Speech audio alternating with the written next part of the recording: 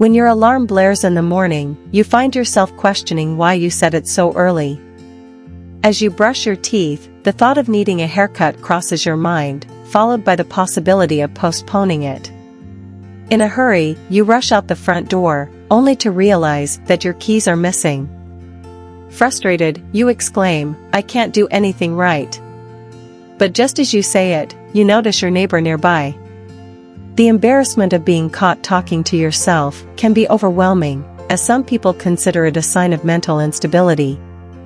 However, extensive research in psychology has shown that talking to oneself is a completely normal behavior. In fact, most, if not all of us, engage in some form of self-talk on a daily basis. So, why do we engage in self-talk? And does the content of our self-talk matter? Self-talk refers to the internal narration that occurs within our minds, also known as inner speech. It is distinct from mental imagery or recalling facts and figures.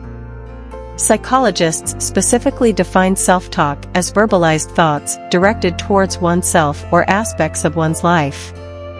This includes personal conversations such as telling oneself, "I need to work on my free throw."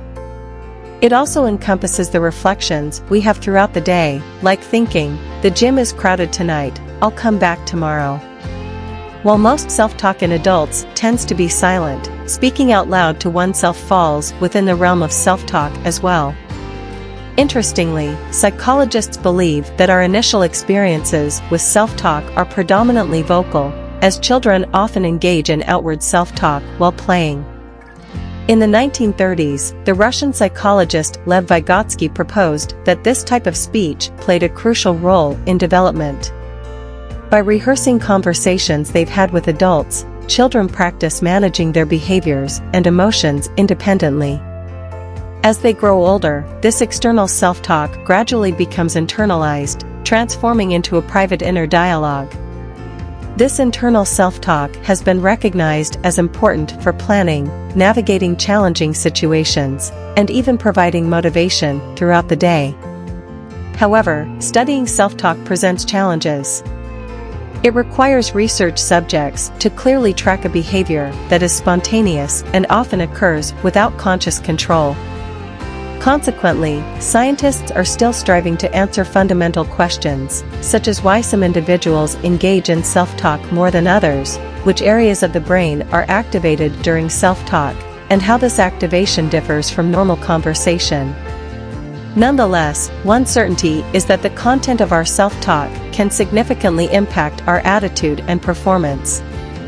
Engaging in instructional or motivational self-talk has been shown to enhance focus, elevate self-esteem, and aid in the completion of everyday tasks.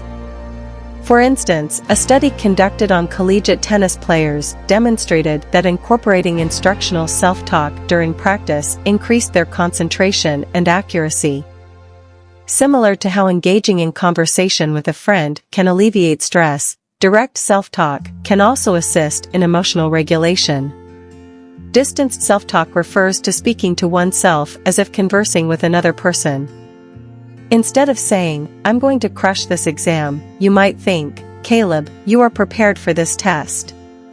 Research indicates that this form of self-talk is particularly effective in reducing stress during anxiety-inducing situations like meeting new people or public speaking.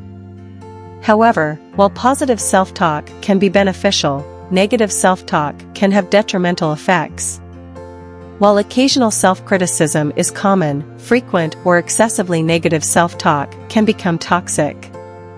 Heightened levels of negative self-talk often serve as a predictor of anxiety in both children and adults.